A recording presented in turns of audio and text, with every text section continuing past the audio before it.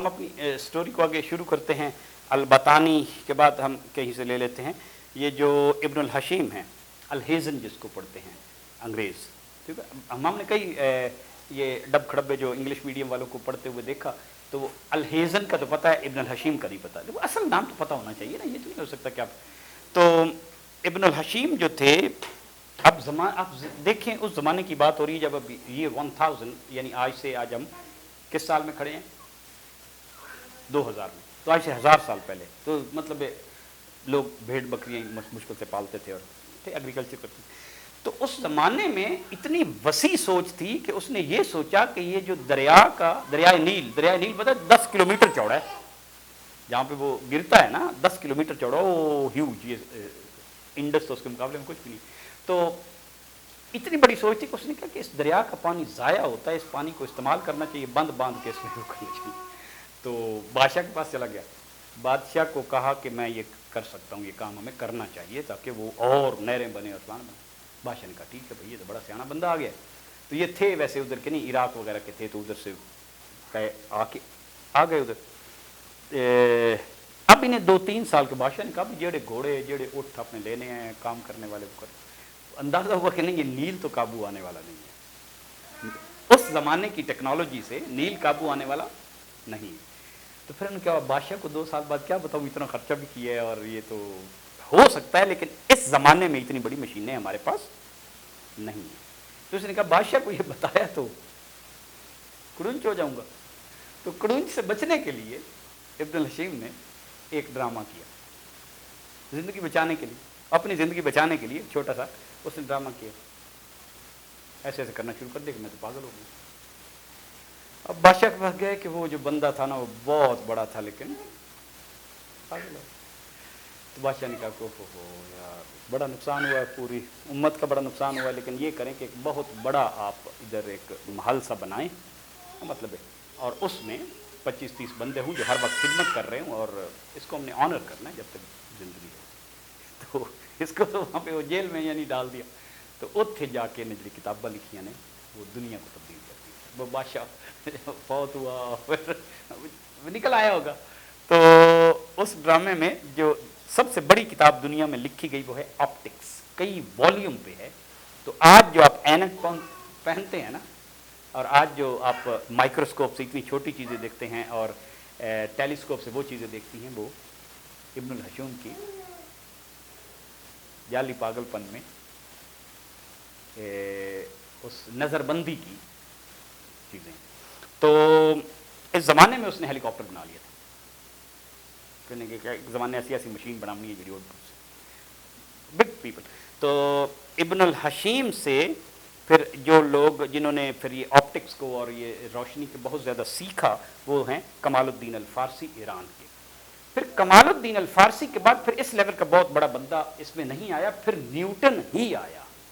Newton نے 1600 میں پھر ان کی کتابوں کو پڑھا, اور جو ہم آپ کہتے ہیں نا کہ روشنی کے 7 رنگ ہیں اور روشنی یہ کرتی ہے, یہ بھی نیوٹن نے ہی بتایا. نیوٹن صرف گریوٹی نہیں بتائی, بہت بڑا آدمی ہے, اپنے اسٹیچر میں بہت بڑا آدمی ہے, یہ اسی ٹائپ کا آدمی. تو اس سے آگے ہم آتے ہیں تو یہ ایران میں آئے ہیں الکوہی, ٹھیک ہے. الکوہی QUHI بھی لکھتے ہیں, KUHI بھی لکھتے ہیں, میں نے اس طرح لکھا ہے, ہو سکتا ہے یہ ہے دوسری والا ہو, آئی ڈونٹ نو. تو الکوہی جو ایران کے تھے, انہوں نے پیرابولا, وہ جو ہوتا ہے نا الپس, اس کی جو ایک سائڈ ہوتی ہے, تو چونکہ ساری موشنز گریوٹی میں جتنی بھی چیزیں گرتی ہیں وہ پیرابولا میں گرتی ہیں, تو آپ پیرابولا کیلکولیٹ نہیں کر سکتے تو آپ کوئی میزائل ڈیزائن نہیں کر سکتے, ٹھیک ہے نا. آپ کوئی شے آپ پاتھ نہیں ڈیزائن کر سکتے اپنے جہازوں کا, اپنے اسلحے کا, کچھ بھی. تو یہ سارا کام الکوہی نے کیا, اور اس نے ایک چیز بنائی پرفیکٹ کمپس. ایک آپ کی کمپس ہے نا جس سے آپ دائرہ کھینچتے ہیں, تو ایسی بھی تو کمپس ہونی چاہیے جس سے آپ الپس کھینچ سکیں, ایسی بھی ہونی چاہیے جس میں آپ پیرابولا کھینچ سکیں, ایسی بھی ہونی چاہیے جس سے آپ ہائپربولا کھینچ سکیں. تو اس نے کہا میں ایسی ایک کمپس بناتا ہوں جو ساری چیزوں کے لیے استعمال ہو سکے. He made it. ہم نے تو وہ چیزیں سنی بھی نہیں ہوئی, کیونکہ ہمیں تو ظاہر ہے ایک شرارت کے تحت منکی بنانے کی کوشش کی ہے نا سسٹم نے. پھر ہم ادھر ایک اوپر ایک نیچے ایسے جاتے ہیں. الادریسی کا نام تو آپ نے سنا ہوگا نا, الادریسی شاید آپ نے کئی کتاب پڑھا. جتنے بھی دنیا میں نقشے ہیں یہ جو لوگ بھی پوری دنیا گھومے اس زمانے میں، ابن بطوطہ گھوما یا بادشاہ گھومے یا ادھر ہمارے پاس کون آئے، البیرونی آئے یا محمود غزنوی آئے، تو ان کے ہاتھوں میں جو نقشے ہوتے تھے وہ ادریسی کے، پوری دنیا اس زمانے کی گھومی ہوئی تھی۔ ان کے تو نوکر اتنے گھومے ہوتے تھے جتنے یہ واسکو ڈے گاما اور یہ لوگ ہیں، ان کے سارے سفر 20-20 ہزار کے ہیں۔ ہمارے تو ویسے لوگ جو حدیث سیکھنے جاتے تھے ان کے 70-70 80-80 ہزار کلومیٹر تو ان کا سفر ہے۔ تو لیکن ان کی ہمیں نہیں یاد، ہم نے ابن ماجد کی نہیں یاد اور ادریسی کا نہیں پتہ، لیکن ہمیں کیا بتایا گیا وہ واسکو ڈے گاما اور مارکو پولو، ان کے 20-25 ہزار ہیں، وہ 20-25 ہزار ان کے نوکروں کے ہیں۔ تو الادریسی اتنے بڑے بندے، الادریسی کے علم کو بعد میں المغربی اور ابن خلدون نے لیا اور اتنی بڑی ہسٹری لکھی کہ ہسٹری کا فادر ان کو کہا جاتا ہے۔ اچھا ادھر آپ 2-3 جو بندے آئے تو اسی زمانے میں 1000 کے آخر میں ایک بندہ ہے ماییزے، چائنا کا ہے لیکن ان کے ماں باپ جو تھے وہ عمان اور یمن کے علاقے کے تھے، تو یعنی کہ ایک طرف سے یہ عربی تھے اور ایک طرف سے، تو جو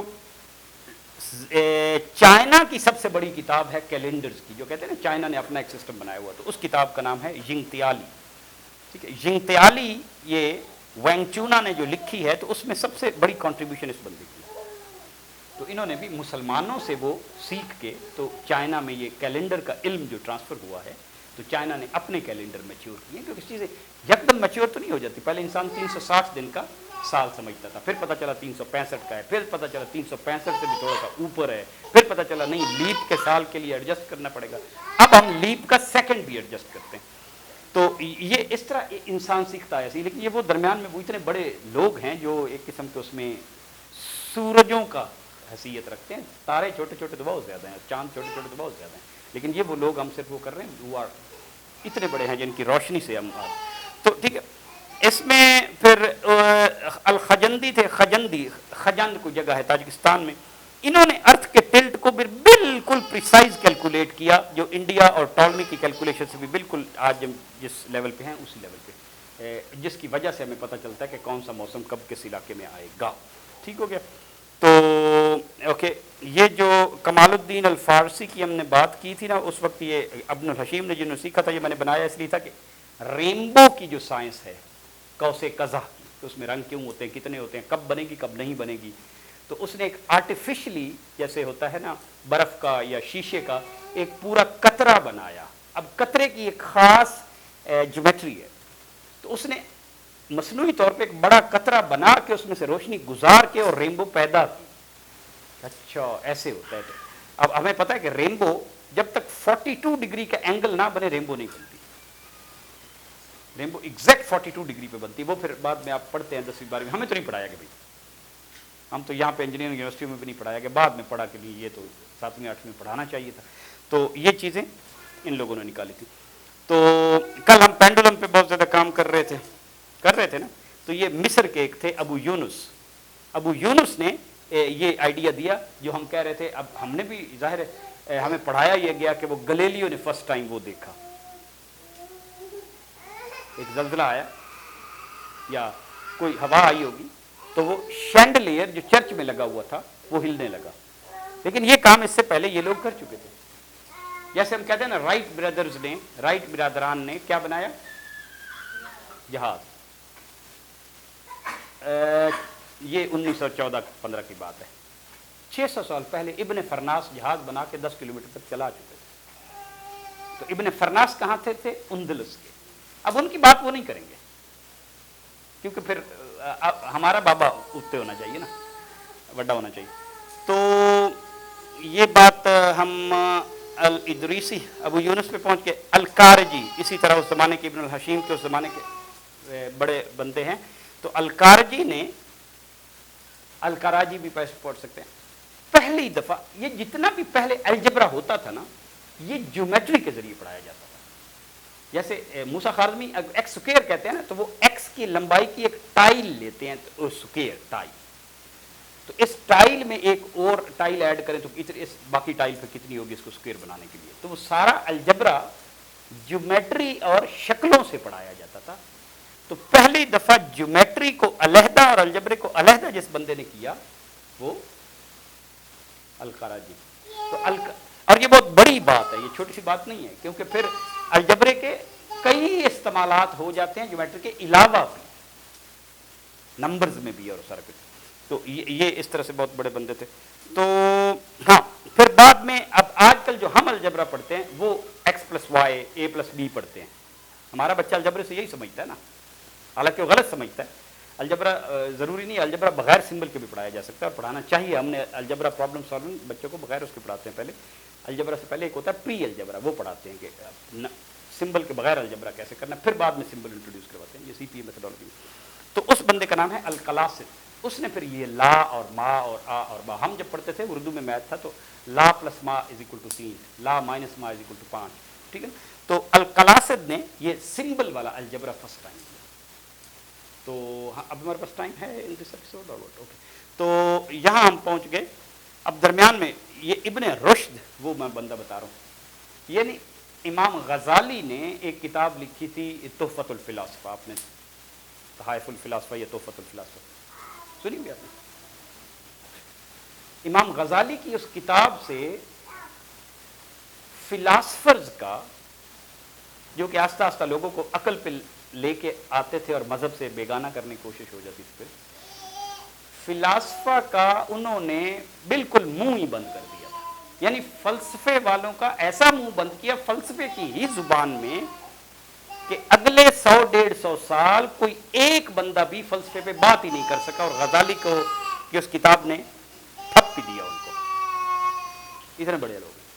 پھر انہیں مسلمانوں میں سے ایک بڑا بندہ نکلا جس نے غزالی کی اس کتاب کا پھر توڑ نکالا اور فلسفہ پھر جاگ گیا. ابن رشد کو درمیان میں سے نکال دیں تو فلسفہ مر چکا تھا.